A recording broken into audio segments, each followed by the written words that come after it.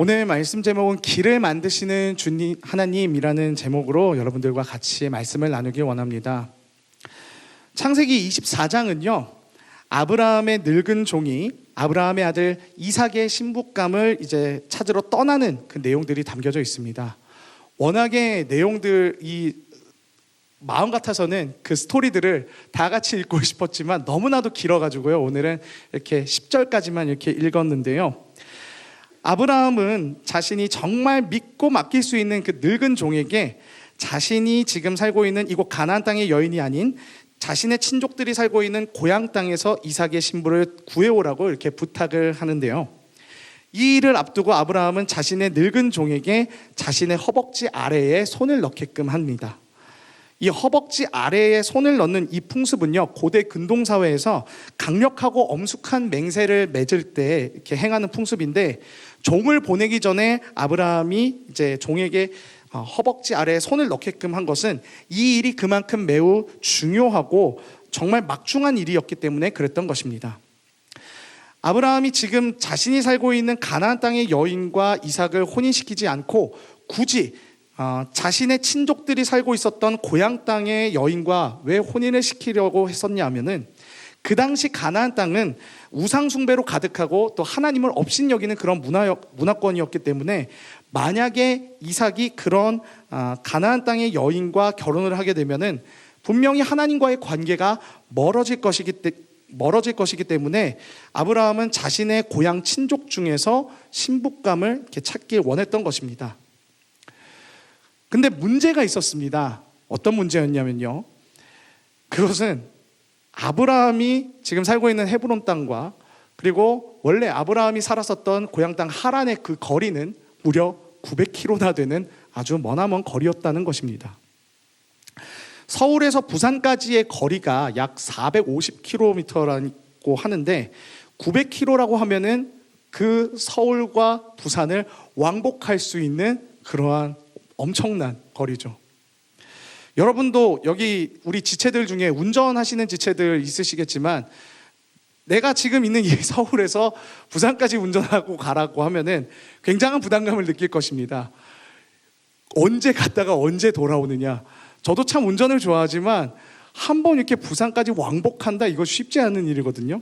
그런데 이 서울에서 부산까지의 이 왕복하는 이 거리를 아브라함의 종은 걸어서 가야 되는 그런 상황에 놓였던 것입니다.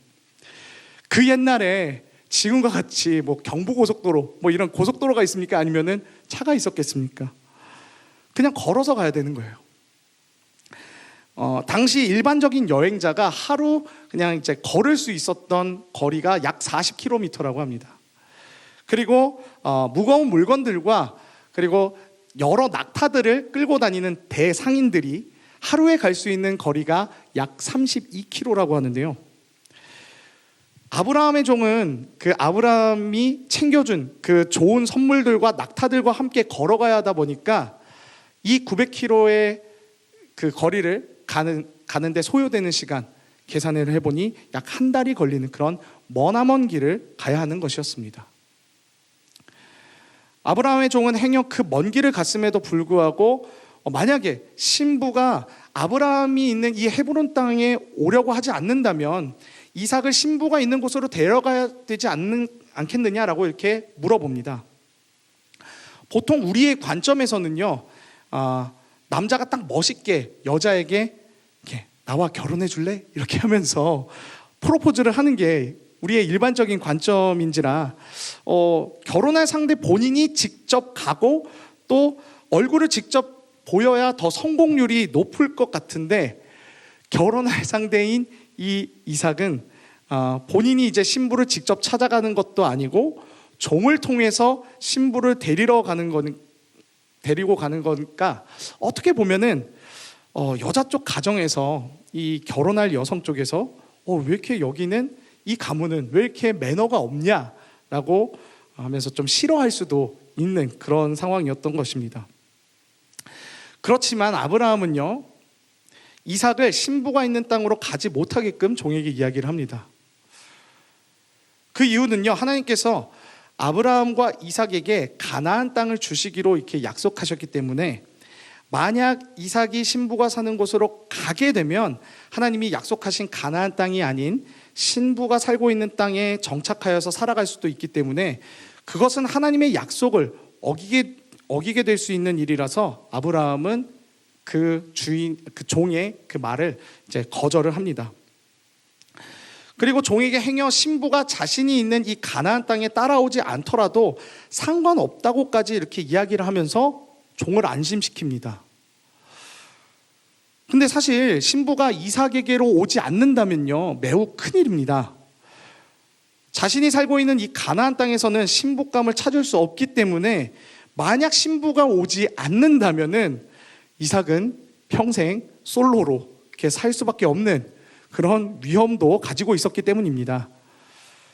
하지만 아브라함은 하나님이 그렇게 냅둘 분이 아니라는 것을 믿었기 때문에 종을 안심시키고 900km나 떨어져 있는 그 먼 곳으로 이렇게 종을 보낼 수가 있었는데요.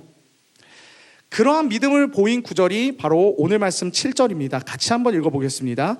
하늘의 하나님 여호와께서 나를 내 아버지의 집과 내 고향 땅에서 떠나게 하시고 내게 말씀하시며 내게 맹세하여 이르시기를 이 땅을 내 씨에게 주리라 하셨으니 그가 그 사자를 너보다 앞서 보내실지라 내가 거기서 내 아들을 위하여 아내를 택할지니라. 네.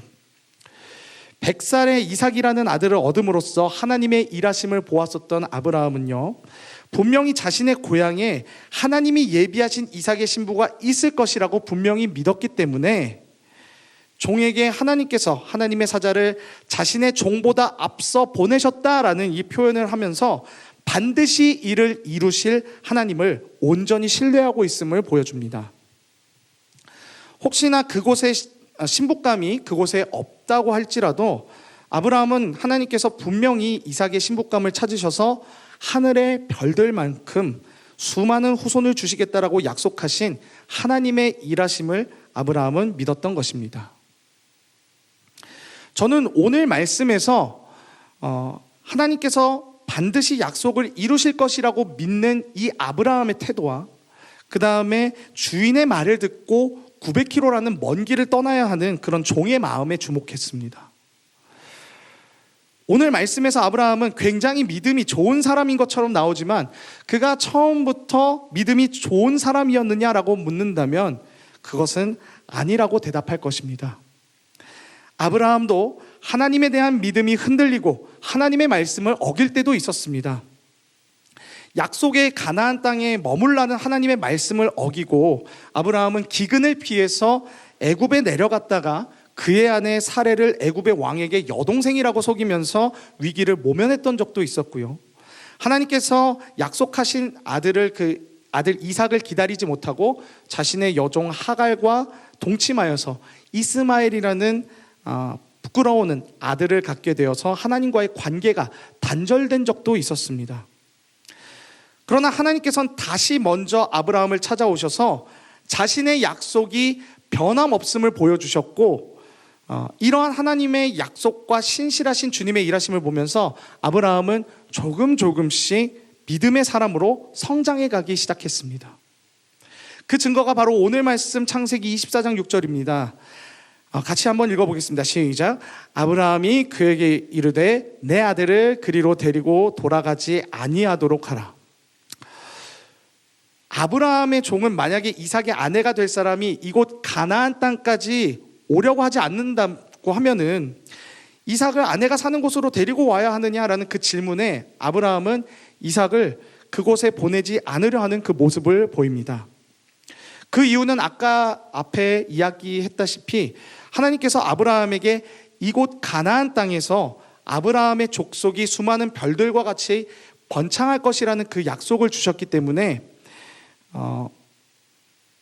아브라함은 이 땅을 결코 벗어나려고 하지 않는, 자신뿐만 아니라 자신의 아들도 이 땅에서 벗어나려고 하지 않는 그러한 태도를 보입니다. 이미 아브라함은요, 하나님께서 약속하신 그 땅을 벗어났다가 한번 고생한 경험이 있었기 때문입니다. 이러한 경험은 아브라함으로 하여금 하나님의 약속의 말씀은 언제나 신실하다라는 것을 깨닫게 해주는 아주 귀중한 사건이었습니다. 그렇기 때문에 아브라함은 이삭을 결코 하나님께서 약속하신 이 가나안 땅에서 벗어나지 않게 하려고 하면서 자신에게 약속을 주신 그 하나님의 그 언약에 신실하려고 하는 그 태도를 보입니다. 다시는 하나님의 말씀을 어기려고 하지 않는 그런 모습을 보인 것이죠. 또 두 번째 증거는 바로 창세기 24장 7절입니다. 아까도 읽었지만 다시 한번 읽어보겠습니다. 시작. 하늘의 하나님 여호와께서 나를 내 아버지의 집과 내 고향 땅에서 떠나게 하시고 내게 말씀하시며 내게 맹세하여 이르시기를 이 땅을 내 씨에게 주리라 하셨으니 그가 그 사자를 너보다 앞서 보내실지라 내가 거기서 내 아들을 위하여 아내를 택할지니라. 이 말씀이 바로 아브라함과 하나님의 약속의 역사를 보여주는 구절이 아닐까 싶습니다. 아브라함은 하나님께서 자신을 익숙한 이 고향 땅에서 나오게 하셔서 약속의 땅을 이렇게 주셨고 하나님께서 그 언약을 이루시기 위해서 모든 것을 다 예비하셨다라는 그 믿음의 고백이 이렇게 나오는 것이라고 저는 생각합니다. 아브라함은 하나님께서 100세의 이삭을 주시기까지의 그 모든 과정들을 겪으면서 하나님은 결국에는 약속을 이루시고 결코 의심하지 않을 뿐이라는 그 믿음이 생기게 된 것입니다. 이삭을 얻기까지의 수년의 시간 동안 아내 사레와의 그 갈등도 있었고 또 하나님과의 관계가 잠시 멀어진 적도 있었지만 하나님이 먼저 찾아오셔서 그 단절된 관계를 회복시키시고 또 약속의 말씀을 끝까지 지키시는 것을 보면서 하나님은 이런 분이시구나, 하나님은 이런 분이시구나라는 그런 신실하신 그 하나님의 모습들을 깨닫게 된 것이죠. 나는 넘어지고 하나님을 배신할 수 있는 그런 연약한 존재이지만 하나님은 말씀하신 것을 반드시 지키시고 결코 언약을 깨지 않으시는 신실한 하나님이시라는 것을 말입니다. 첫 번째 함께 나누고 싶은 것은요, 바로 우리의 믿음은 점진적으로 자라날 것이다 라는 것입니다. 아브라함의 인생이 꼭 우리의 인생과 닮아 있는 것 같지 않습니까? 믿음의 조상이라면 하나님과의 그 관계에서 실패 없이 갈등 없이 완벽하게 살았을 것 같은데 아브라함도 인생에서 꼬인 문제에 힘겨워하며 하나님과 때론 투닥투닥하며 그렇게 하나님과 함께했다는 것입니다. 우리는 믿음 생활을 하면서 실패에 굉장히 민감합니다. 내가 실패한 것으로, 실수한 것으로 하나님께서 나를 버리셨고 하나님이 나를 미워하실 것이라는 생각에 사로잡혀서 제대로 예배 가운데에 나아가지 못합니다. 그러나 하나님께서 아브라함의 삶을 통해 우리에게 보여주시는 것은 우리는 실패하고 넘어지면서 그렇게 부끄럽지만 하나님께 나아가고 조금씩 믿음이 자라가는 존재라는 것을 이렇게 보여주십니다. 여러분, 제대로 된 신앙생활을 못해서 마음에 어려움을 겪고 계시는 분들 계십니까?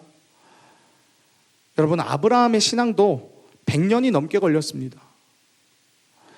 지금 여러분들의 신앙이 완성된 것 같나요? 아닙니다. 한참 멀었고 한참 아직도 갈 길이 멉니다. 저도 목사지만 날마다 살면서 얼마나 제 신앙이 연약하고 또 부족한지 늘 깨달으면서 삽니다. 하나님이 정말 많은 은혜를 주셨지만 제 삶 가운데서 정말 신실하신 그 하나님의 능력들을 보여주셨지만 여전히 의심하고 여전히 불안해하면서 기도조차 나오지 않는 그런 때가 저에게도 있었습니다. 하지만 참 감사한 것은 주님은 제가 이렇게 불평하고 고민했던 이 모든 문제들이 결국 아무것도 아니었음을 보여주신 때가 정말로 많았습니다. 제가 신학대학원을 졸업하고 이제 결혼을 앞두었을 때였습니다. 이제 결혼할 자매도 이제 생겼고 이제 결혼 준비를 하는데 저에게 정말 많은 고민들이 있었습니다. 월급은 정말 턱없이 작았고 또 모아둔 돈도 별로 없었기 때문입니다. 제 아내도 CCC 간사였기 때문에 이렇게 모아둔 돈이 그렇게 많지가 않았었어요. 근데 집을 구해야 되는데 제가 하필이면 집을 구해야 될 되던 때가 그 집값이 최고로 막 계속해서 오르던 2019년도였습니다. 2019년도에 이제 집을 구하려고 하니까 집값이 너무나도 턱없이 비싸니까 집을 구할 수가 없었어요. 제대로 살만한 집을 들어가려고 하니까는 절대 수중에 있는 돈으로는 계약을 할 수 없는 상황이고, 거기다가 제가 이제 집을 구하기 위해서 이제 전세자금 대출을 받는데 은행에서 한 게 아니라 LH에서 이제 전세자금 대출을 받았습니다. 그런데 이 LH 전세자금 대출은요, 집주인분들이 이게 되게 계약이 복잡하다고 해가지고 내가 만약에 마음에 드는 그 집이 있는데 저 LH로 계약할게요 라고 하면은 집주인들이 다 열의 9은 다 거절하셨습니다. 왜냐하면은 계약하기 복잡하다라는 그 이유 때문이었습니다.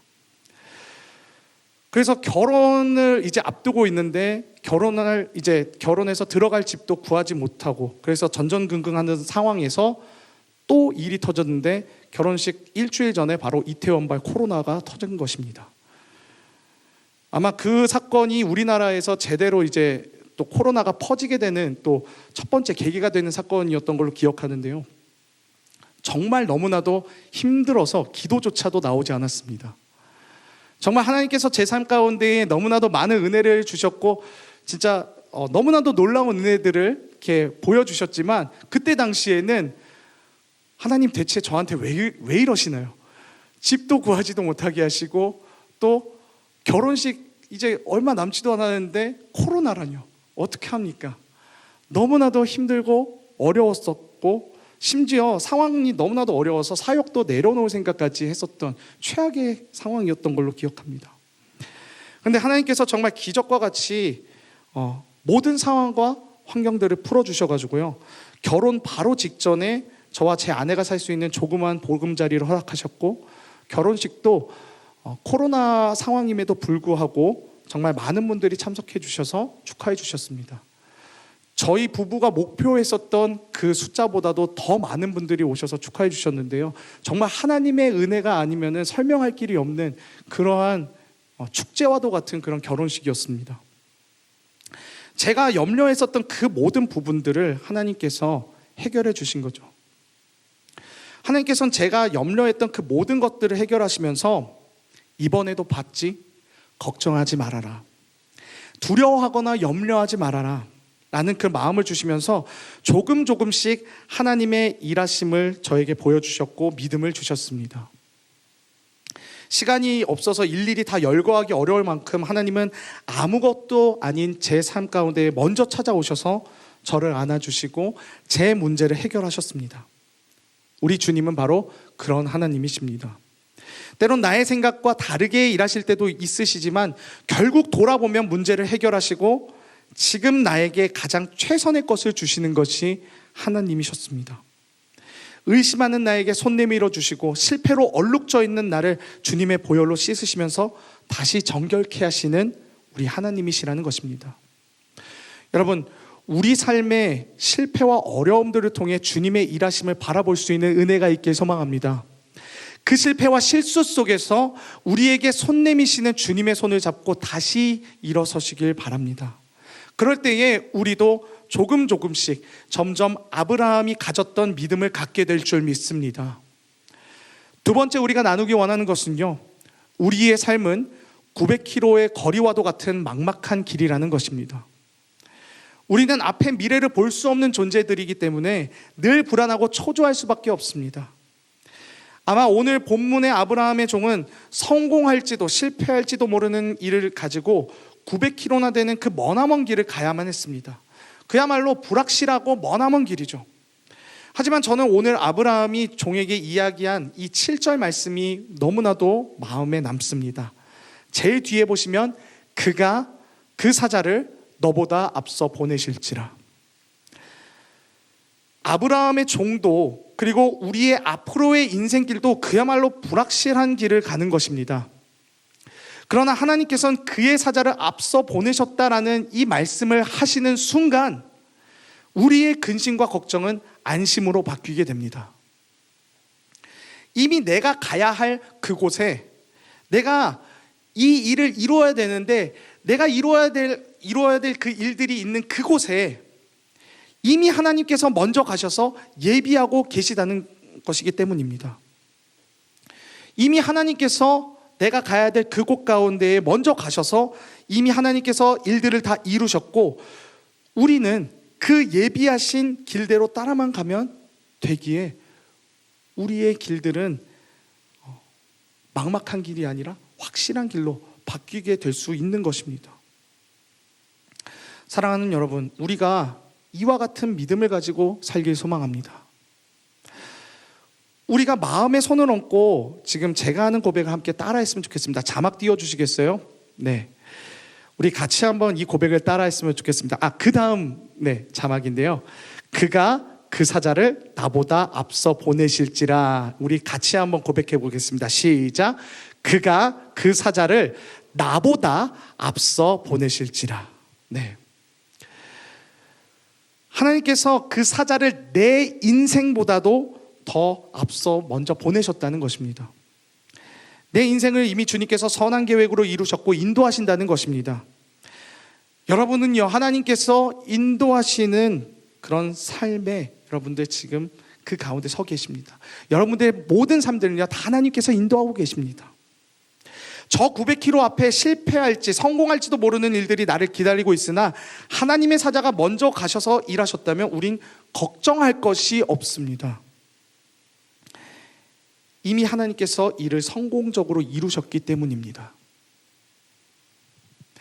오늘 말씀 이후에 아브라함의 종은요, 900km의 그 길을 떠나서 결국에는 하나님께서 예비하신 이삭의 아내를 만날 수 있었고, 그 이삭의 아내가 될 그 리브가를 아주 성공적으로 데려올 수 있었습니다. 창세기 24장을 읽어보시면요, 종이 리브가를 만날 때의 그 일들과 또 이후에 리브가가 생전 처음 보는 아브라함의 종을 따라서 그 머나먼 가나안 땅으로 담대하게 떠나려고 하는 그 준비된 그 모습을 볼 수가 있는데요, 이것은 하나님께서 모든 일들을 먼저 가서 이루셨기 때문에 다 가능한 일이라고 볼 수밖에 없는 것입니다. 우리가 이렇게 신실한 하나님의 이끄심을 믿으면서 주님을 따라가는 저와 여러분 모두가 되길 소망합니다. 주님께서 우리와 함께 하시기 때문에 어두운 길이 밝아질 수 있는 것입니다. 주님께서 우리 삶에 먼저 사자를 보내셔서 이미 우리 삶의 구원과 성공을 이루셨습니다. 그 사자가 누구겠습니까? 바로 예수 그리스도십니다. 예수 그리스도께서 십자가를 통해 우리의 모든 구원과 승리를 확정시키셨고, 우리는 그 십자가의 길을 걸어나가기만 하면 그 구원과 승리를 얻을 수 있습니다. 비록 그 길이 좁고 험할 수 있으나 하나님께서 이미 앞서서 승리를 선포하셨기 때문에 우리는 결코 두려움 없이 확실하게 이 길을 걸어나갈 수 있는 것입니다. 사랑하는 여러분, 우리가 지금 걸어가고 있는 이 길들, 우리의 모든 삶들이 결코 불확실한 길을 걷는 것이 아님을 말씀드리고 싶습니다. 우리에게 예수 그리스도가 없다면 우리의 인생길이 생명일지 죽음일지도 모르는 900km의 막막한 길이었겠으나, 예수 그리스도를 삶 가운데에 영접하고 주인으로 모시는 사람은 이미 이뤄진 승리의 길을 걸어감을 말씀드리고 싶습니다. 하나님께서 이미 나의 삶보다 먼저 앞서서 구원과 승리의 길을 이루셨다는 것을 믿음으로 걸어나가면서 아브라함이 종에게 확신을 가지고 말한 것처럼 우리도 믿음이 연약한 지체들에게 그가 그 사자를 너보다 앞서 보내실지라 라고 말하면서 하나님의 신실하심과 인도하심을 확실하게 전할 수 있는 우리 모두가 되길 소망합니다.